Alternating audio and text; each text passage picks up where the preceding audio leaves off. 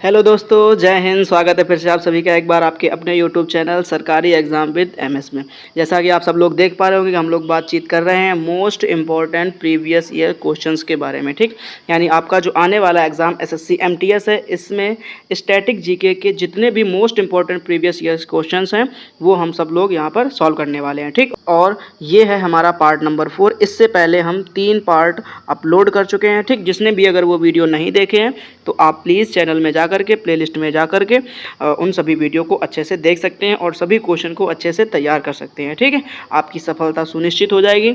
चलिए बिना समय बर्बाद करे हुए हम लोग क्वेश्चंस को सॉल्व करते हैं। ठीक है, देखिए ये है हमारा प्रश्न नंबर 76। इससे पहले हम 75 क्वेश्चंस को सॉल्व कर चुके हैं। ठीक है, पढ़िए ज़रा ध्यान से। पहला क्वेश्चन हमारा कह रहा है क्या कि अंतर्राष्ट्रीय महिला दिवस हर साल कब मनाया जाता है। ठीक, तो आपको ध्यान रखना है ऑप्शन नंबर सी 8 मार्च, यानी जो अंतर्राष्ट्रीय महिला दिवस है वो 8 मार्च को मनाया जाता है। ठीक है, चलिए देखते हैं हम लोग नेक्स्ट क्वेश्चन। नेक्स्ट क्वेश्चन हमारा दिया गया है, कह रहा है क्या पनामा नहर निम्न में से किसे प्रशांत महासागर से जोड़ती है। ठीक, तो आपको ध्यान रखना है ऑप्शन नंबर सी अटलांटिक महासागर। ठीक, यानी जो पनामा नहर है वो अटलांटिक महासागर को प्रशांत महासागर से जोड़ती है। ठीक, ये बात आपको अच्छे से ध्यान रखनी है। चलिए देखते हैं नेक्स्ट क्वेश्चन। और नेक्स्ट क्वेश्चन है हमारा क्या, कह रहा है कि रबी फसल का मौसम कब होता है, यानी जो रबी की फसलें होती हैं वो किस महीने से किस महीने के बीच में उगाई जाती हैं। ठीक, तो आपको ध्यान रखना है ऑप्शन नंबर डी अक्टूबर से मार्च के बीच में। ठीक, तो आपको ये बात ध्यान रखनी है कि अक्टूबर से मार्च के बीच में जो है वो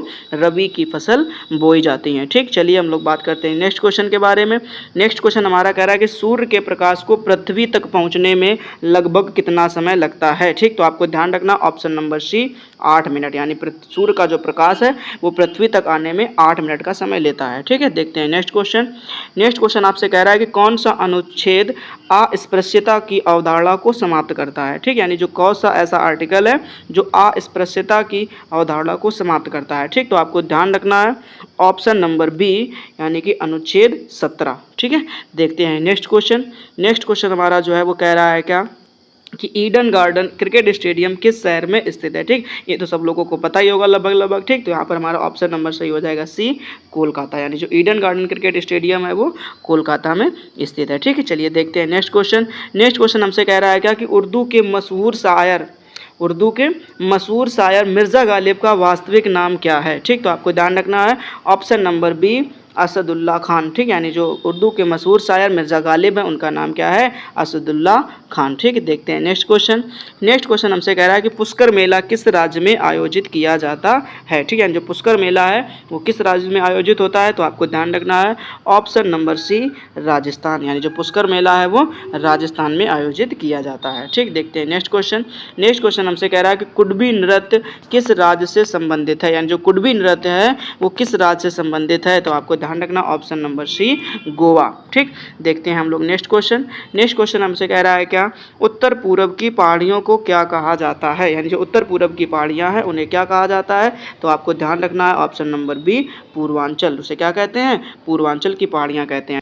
चलिए देखते हैं नेक्स्ट क्वेश्चन। नेक्स्ट क्वेश्चन हमारे पास में दिया गया है, कह रहा है क्या कि हुसैन सागर झील किस राज्य में स्थित है। ठीक, तो आपको ध्यान रखना है जो हुसैन सागर झील है तो वो है ऑप्शन नंबर डी, यानी कि तेलंगाना, यानी जो हुसैन सागर झील है वो तेलंगाना में स्थित है। ठीक है, चलिए देखते हैं नेक्स्ट क्वेश्चन। नेक्स्ट क्वेश्चन हमसे कह रहा है क्या कि हरि प्रसाद चौरसिया ने किस क्षेत्र में प्रसिद्धि प्राप्त की है, यानी कि वो किस वाद्य यंत्र के लिए फेमस हैं। ठीक, तो आपको ध्यान रखना ऑप्शन नंबर बी बांसुरी, यानी हरि प्रसाद चौरसिया जो है वो बांसुरी के लिए प्रसिद्ध हैं। ठीक, देखते हैं नेक्स्ट क्वेश्चन।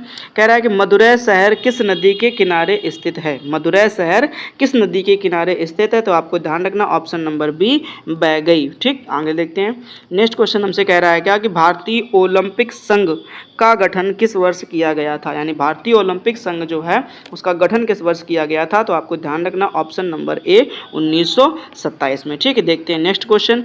नेक्स्ट क्वेश्चन हमसे कह रहा है कि दिरहम किस देश की मुद्रा है। दिरहम किस देश की मुद्रा है, तो आपको ध्यान रखना ऑप्शन नंबर सी संयुक्त अरब अमीरात, ठीक है, यानी जो दिरहम है वो संयुक्त अरब अमीरात की मुद्रा है। ठीक, चलिए देखते हैं नेक्स्ट क्वेश्चन।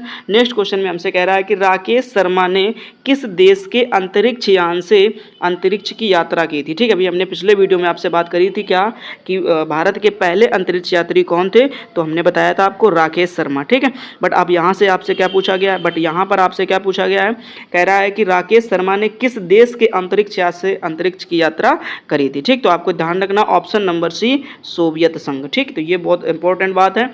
चलिए देखते हैं नेक्स्ट क्वेश्चन। नेक्स्ट क्वेश्चन हमसे कह रहा है क्या कि प्रधानमंत्री कौशल विकास योजना किस वर्ष शुरू की गई, यानी जो प्रधानमंत्री कौशल विकास योजना है वो किस वर्ष शुरू की गई, तो आपको ध्यान रखना है ऑप्शन नंबर डी, यानी 2015 में। जो प्रधानमंत्री कौशल विकास योजना है वो 2015 में शुरू की गई। ठीक, चलिए देखते हैं नेक्स्ट क्वेश्चन।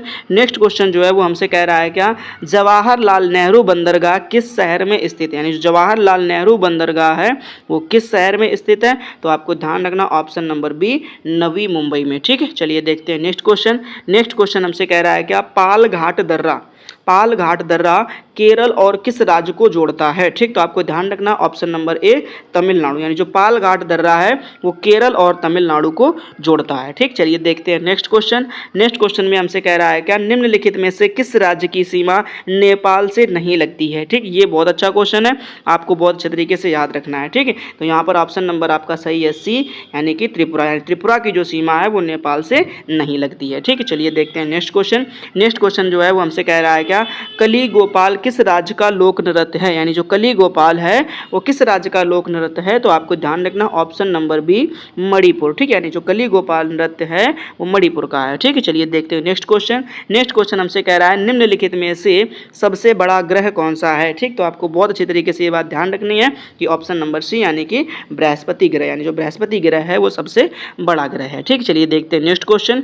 नेक्स्ट क्वेश्चन आपसे कह रहा है क्या, निम्नलिखित में से सबसे छोटा ग्रह कौन सा है। ठीक, तो निम्नलिखित में से जो सबसे छोटा ग्रह है वो है आपका ऑप्शन नंबर बी, यानी कि बुध। ठीक, चलिए देखते हैं नेक्स्ट क्वेश्चन। नेक्स्ट क्वेश्चन जो है वो हमसे कह रहा है निम्नलिखित में से पृथ्वी का उपग्रह कौन सा है। ठीक, निम्नलिखित में से पृथ्वी का उपग्रह कौन सा है, तो आपको ध्यान रखना है ऑप्शन नंबर डी, चंद्रमा, यानी जो चंद्रमा है वो पृथ्वी का उपग्रह है। ठीक है, चलिए देखते हैं नेक्स्ट क्वेश्चन। नेक्स्ट क्वेश्चन हमसे कह रहा है क्या, निम्नलिखित में सबसे बड़ा उपग्रह कौन है, निम्नलिखित में से सबसे बड़ा उपग्रह कौन है, कह रहा डीमोस, फोबोस, गैनीमेड या चंद्रमा। तो आपको ध्यान रखना है ऑप्शन नंबर सी, यानी कि गैनीमेड। ये है हमारा आज का लास्ट क्वेश्चन। आई होप आप सब लोगों को ये सारे के सारे क्वेश्चन बहुत अच्छी तरीके से समझ में आए होंगे। उम्मीद करता हूँ कि आप सब लोग ये क्वेश्चन अच्छे से तैयार कर लेंगे। ठीक है, चलिए फिर मिलेंगे हम लोग ऐसे ही किसी नेक्स्ट वीडियो में। तब तक के लिए जय हिंद, अपना ख्याल रखना और अच्छे से पढ़ाई करते रहना। ठीक है।